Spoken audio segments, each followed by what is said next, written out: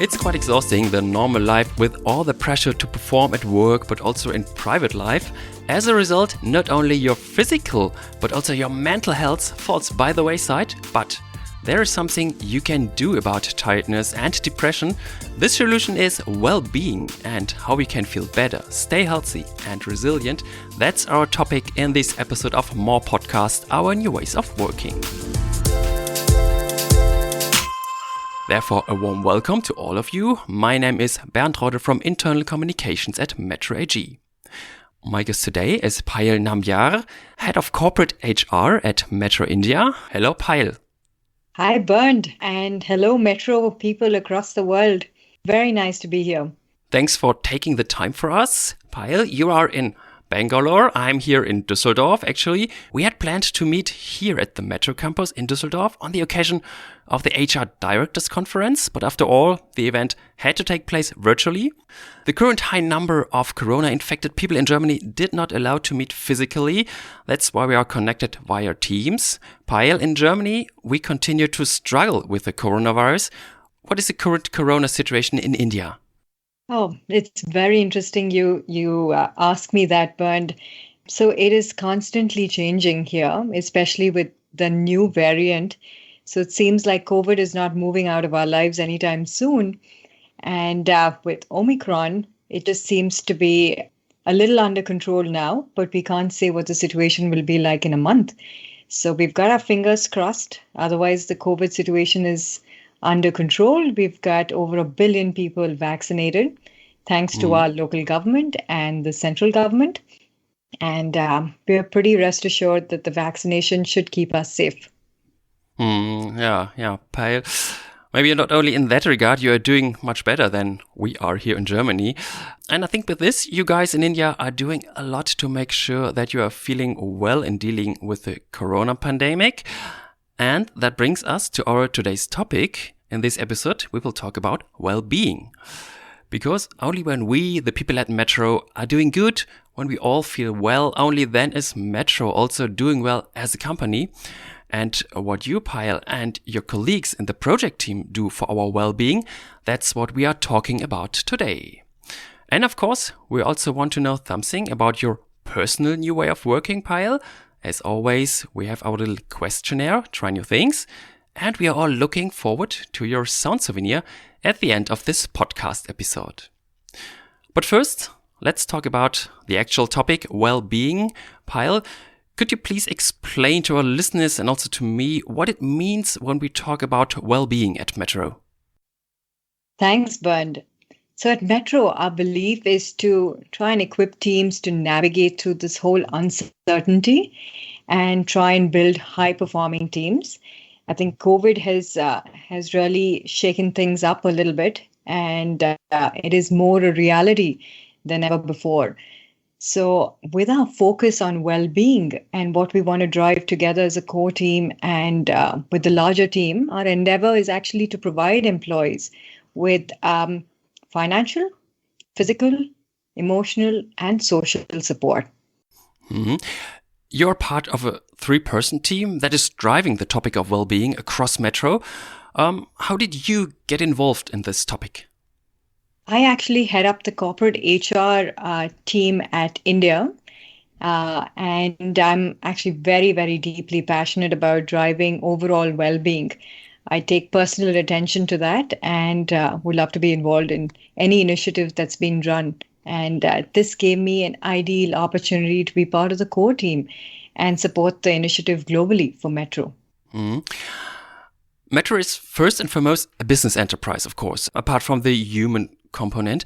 What are our objectives here? Why is it important for us as Metro, as a company, to dedicate ourselves to the topic of well-being? Yeah, that's a good question, actually, Bernd. Now, our people remain our single most important asset, right? And so to compete in this very dynamic environment, we need to create a flywheel framework of resources to help our people to remain healthy and, more importantly, productive. So what we put together as a core team is 5 objectives, which is driven around communication, engagement, performance, and overall employer branding. So these 5 objectives, if I could take a few seconds and just walk you through it, it is to Hmm. educate and equip our people, our leaders, and our managers to try and support the overall concept of well-being. The second is to create employee well-being experiences to try and encourage people to have healthy choices. The third is to really build a better employee experience overall. The fourth is to improve the overall employee engagement, retention, and elevate the overall performance. And last and not the least is to contribute to the overall Metro employer brand and reputation. I think these are the 5 main objectives that we were looking to accomplish with launching of the well-being concept. So a lot of benefits and really impressive what Metro can achieve with the topic of well-being. Basically, the past 1.5 years have had very little to make us feel good. Corona pandemic, lockdowns, life and work have changed extremely. For many people, this has led to physical, but especially to mental problems. What aspects does Metro's well-being concept in general cover for its employees? So, with the well-being concept, we were actually trying to intertwine the individual experiences of individuals along with our overall leadership competencies together to make up the framework, right? So, there are strategic blocks that we placed in this framework, which highlights around mental, physical, social, financial, and overall a sense of purpose. I think that should help, kind of look at the last 1.5 years, what Hmm. we've been through as an organization and what we are looking to achieve in the going forward years. So we've actually articulated very clearly defined examples under a basic framework, under a medium framework, and under a very mature model framework to highlight what are the differentiated experiences across this. And we're hoping that through this, it will become easier for every country to take control of this. Hmm. Maybe you can also explain what is basically meant when it says, okay, this is a basic framework, this is a medium, and this is a major framework. Maybe you can also explain this a little bit more. So within the basic framework, we're just talking about awareness, right? And so Hmm. each country could take an overall calculative approach that are they doing just awareness about physical, mental, social well-being concepts. As you grade up to the medium level, you're looking at beyond awareness. You're actually looking at more tangible deliverables, right? And if you step up from there into a mature framework, then you're saying that the experiences are far more differentiated, and it's really elevating it to a whole new level that people are conscientious and they're making a difference about how they want to take charge of well-being, right? So what we've done is socialize the concept through the well-being champions, which are really representatives from each of the countries. And Hmm. once we've done that, then they will take it through for each of their representative countries. I hope that helps explain this, Bernd. Yeah, very well. And that sounds really super exciting. We will come to the topic of the well-being champions later, and we will talk about these different dimensions of well-being in a moment. But first, Payal, we would like to know how well you are doing personally, because we can all imagine that also for you and your personal work situation, a lot has changed in the past months. And this is why we want to know something about your new way of working and how you personally dealt with your new work situation. And we do that in every episode of More Podcast with our little questionnaire called Try New Things. Ready, Payal? Absolutely. What have you tried new since you started working from home? Oh, that is very good that you asked that question. So, as a matter of fact, I've tried to welcome working from home very differently. If you personally ask me, I think there was a need for me to create an environment at home, something similar to what I have at office, which Hmm. means I was looking for a well lit, well ventilated environment where I have my nice work desk, my ergonomic chair, I have a separate Wi-Fi connection, if you may. I've got my husband, my husband in the background. I don't know if you can hear him right now, but he's on his office calls. So we had to make sure we had separate Wi-Fi networks.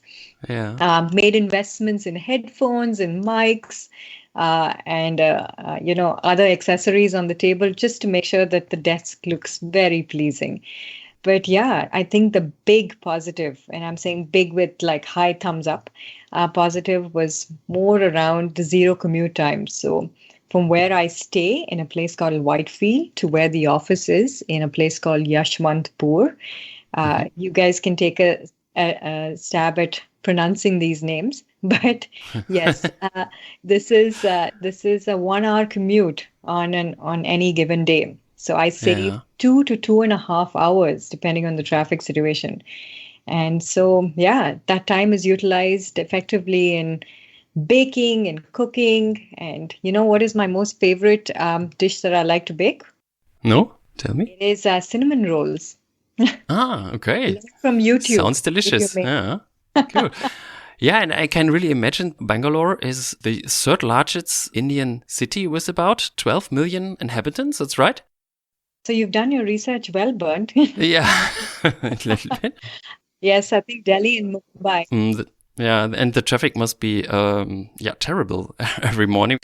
Düsseldorf has 650,000 inhabitants, and the traffic here as well in the morning is not really nice.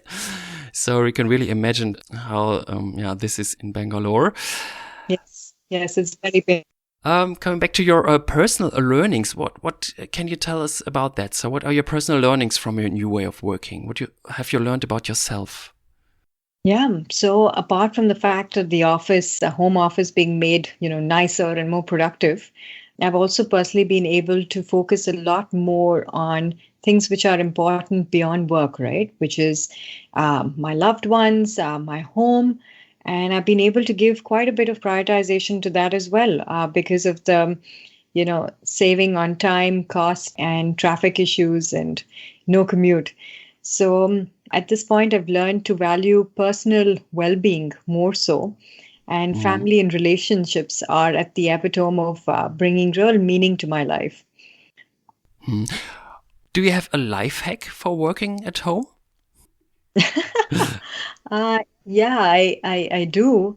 As a matter of fact, the sedentary nature of the role, you end up sitting for several hours in front of your laptop. Mm.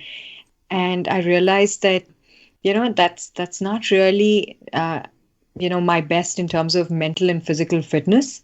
And it was beginning to take a toll. So I signed up with my trainer and I do virtual workouts 3 or 4 times a week. And it has really boosted up my overall energy levels, my stamina. Cool. And I felt pretty good about where I am today than I've ever felt in the previous years.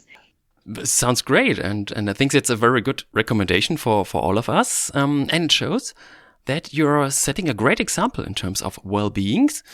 And so we know how you experience your personal new way of working. And according to that, you brought us your sound souvenir. We will get to that later towards the end of the podcast. But first, Payal, I would like to talk with you further about the well-being project. We've already learned about the many aspects that make up this topic. What concrete measures have you planned within the different dimensions of well-being? We're pretty much at the early stage of it. We just launched this in October, socialized it with all the HR directors, got their sign off on it before we went ahead and launched it through the Wellbeing Champion Initiative. And what more than to get the Wellbeing Champions a part of a Wellbeing Challenge? So we thought that we will pick up a health day, which was there in October, and over a 21-day challenge where there's very brief 20 minutes parked out every day where you hear snippets about what to do best to really boost up your physical, mental, social purpose and financial well-being. So there were very clearly articulated concepts that were shared, exercises done, and 20 minutes every day really boosted the champions. And we heard some great feedback at the end of the 21 days. So that's what we began with. And going forward, I think we have a few workshops planned out, but I will not steal the surprise from the core team. And I will park that for later. So there will be more for which people will need to stay tuned in. Okay, yeah, sounds exciting. And I think the idea of the Wellbeing Champions is really great. And I'm already looking forward to meet them and experience them here in Germany and maybe also the other countries. Okay, we already talked about that well-being really concerns every one of us because mental stress makes no difference between employees from different work areas or hierarchical levels. Despite this, or precisely because of it, I guess that managers are enormously important in the introduction and implementation of well-being. Payal, what role do the managers play in this context? A very active one, as a matter of fact. So their participation is more of being a sponsor or being an advocate at their respective country to help drive some of these well-being programs. So while these well-being champions have actually been nominated by the HR director, but the sponsorship has to come in from the manager really to make this come to life and to really support this topic so that, it'll be seen as a fundamental change in order to be successfully implemented. So by managers, I actually mean not just the immediate people managers, but also the overall management, which includes the top management, the board, the CEO, and all representatives at the top management level. Yeah. So the managers have a huge role in terms of implementation of well-being. What activities have you planned or already have implemented, and what activities are already existing in the countries? So when we had begun this team as a core team, several months ago, if I recall rightly, I think it was in February or March of 2021, earlier this year, we had actually picked up a dipstick of what are the initiatives that are going well. And to our pleasant surprise, we were very delighted to see that countries had already taken measures to drive well-being as one of their top agendas. And they are running programs fairly successfully. So it nicely fitted into each one of the pillars that we had, which is physical, mental, social, financial, and purpose. And it was just about getting the ball continue to roll from there and people to continue to do the good work. And if they really have to elevate the experience, then the framework really provides that guide to step up from a basic to a medium and medium to a mature. Right? So they will know where they are on that framework with the initiatives that they're already doing such a good job on, and then how they can really take it forward from there. Yeah, great. Sounds good. And I'm sure many of you Metro heroes out there, like me, want to know more about well-being. Payal, where can we find more information on this topic? So as a matter of fact, because we've just launched it, it is, there with the Wellbeing Champions, and it is up to them as representatives for their country to really drive it. But we are working on an overall communication plan, and you'll see more coming in that area very soon. Okay, so stay tuned and watch out for announcements and news on the topic of well-being in your countries. And if there are any questions, you can certainly contact Payal and the Wellbeing team, right, Payal? Absolutely, absolutely. So there's Marin and myself, and you can contact either one of us. Okay. And of course, you should reach out to the Wellbeing Champions in each of your countries. Okay, cool. Thanks for that. And now we are coming to our last section of More Podcast. And for me, it's the absolute highlight of every episode, the sound souvenir. Each of my guests brings along a specific sound that is characteristic for her or his new work situation. And now I'm curious, Payal, let us hear, what sound did you bring? Okay. Oh, wow. Okay. So, what is it? It's. Why don't you make a guess for it first? Let's try. Yeah, it sounds like like a train? Oh, you're pretty close because it's definitely steam coming Steam, through. yeah. So yeah, and so you think of a train, but it's actually in every Indian household. Okay. It's the pressure cooker in which we make quite a few of our items, and it's the best way to steam because it's high pressure and it is put into a vessel. Hmm. So it's very interesting. And yes, it makes a lot of noise. Okay. And Every household has this. this is typical Indian, yeah? Typical Indian. Yeah. There is no way an Indian household wouldn't have a pressure cooker. Ah, cool. And what kind of dishes you make in this cooker? So your lentils, your rice, yeah, anything that requires boiling Uh-huh. in some water, yeah, and this is the best way to go ahead and do it. So in 5 minutes, you've got steamed, boiled items. Oh, so this is really cool. Cool. So, and a nice story. Thank you, Payal, for the great sound. And of course, thank you for the interesting information on the topic of well-being. I learned a lot today, and I'm pretty sure our listeners as well. Payal, I send you my very best wishes and greetings to you, to Bangalore. It was a lot of fun. Thank you. Thank you so much, Bun. It's been an absolute pleasure, and you are very entertaining. All the very best. Thank you very much. And dear Metro Heroes, thanks also to you for listening. I hope you had some fun as well. New episodes of more podcasts will be coming soon. There are still so many exciting stories to tell from Metro. You can find all previous podcast episodes on the More page on United and on all major podcast platforms. Feel free to subscribe. And please recommend more podcasts to your friends and colleagues. Above all, stay safe. Bye bye and take care.